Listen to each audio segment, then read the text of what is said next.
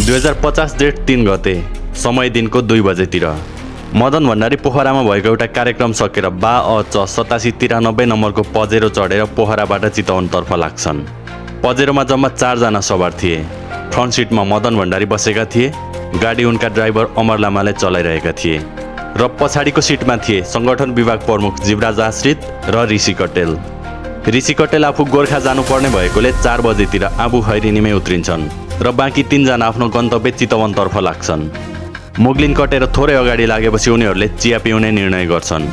जिपलाई hotel Sunkoshi नजिकै रोकेर केही बेर चिया पिउँदै गफ गर्छन् र केही बेरपछि पुनः गाडी चढेर अगाडि बढ्छन्। त्यो दिन बिहानैदेखि सिमसिम पानी परिरहेको कारण रोडमा त्यति धेरै गाडीहरू कुदिरहेका थिएनन्। रोड फराकिलो थियो। जिप बायाँ साइड लिएर आफ्नै गतिमा अगाडि बढिरहेको थियो। समय करिब साँझको 5:35 गएको थियो। जिप दासढुङ्गा आइपुगेको थियो। अचानक ड्राइभर अमर लामाले जिपलाई घुमाउँछन् र जिपलाई त्रिशुलीमा खसालिदिन्छन्। जिपसँगै मदन भण्डारी र जीवराज आश्रित बेपत्ता हुन्छन्। तर अचम्मको कुरा त के छ भन्दा सवारी चालक अमर लामा भने जीवितै बाहिर निस्कन्छन्। घटना घटेको करिब 25 मिनटपछि अमर लामा एउटा भ्यानलाई लिफ्ट मागेर चितवन जान्छन्। चितवन पुगेर ल्यान्डलाइन फोन मार्फत मदन भण्डारी र जीवराज आश्रित चढेको जिप दुर्घटना भएको जानकारी दिन्छन्। घटना घटेको 32 वर्ष बितिसकेको छ।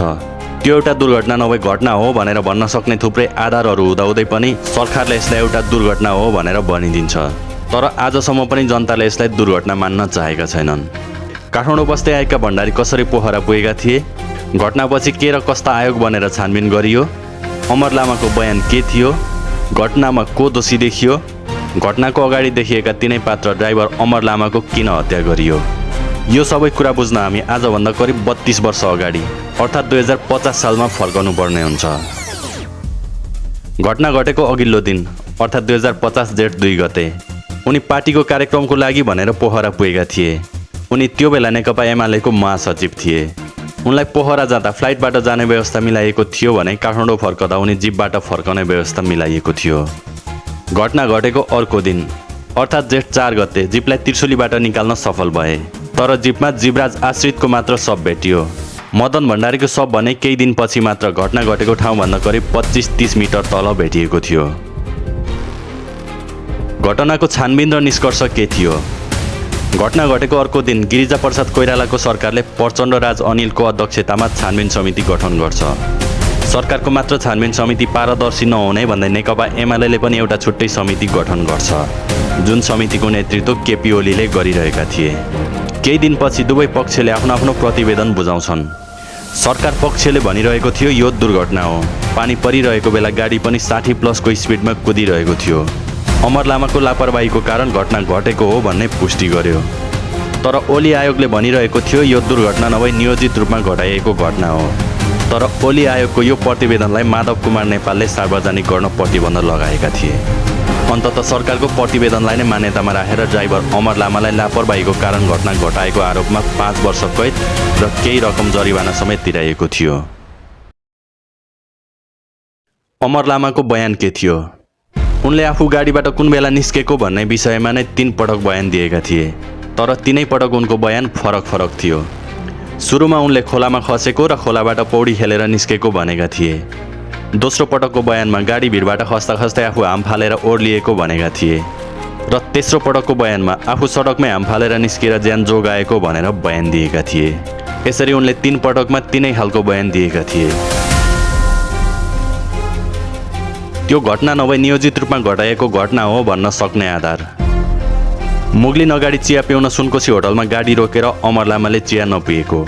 जीवराज आश्रित र मदन भण्डारीले चिया पिउँदै गर्दा उनी फोनमा शङ्कास्पद तरिकाले कसैसँग कुरा गरिरहेका थिए। सायद घटनाको बारेमा सल्लाह लिँदै थिए भन्ने बयान थियो होटलवालाको। त्यस्तै घटना घट्दै गर्दा एकजना व्यक्ति खोलामा माछा मारिरहेका थिए र उनको बयान अनुसार जिपमा 2 जना मात्र थिए। तेस्रो व्यक्ति जिप खसेको 10 मिनेटपछि खोलामा आएर आफ्नो जिउमा पानी लगाएको भन्ने बयान दिएका थिए।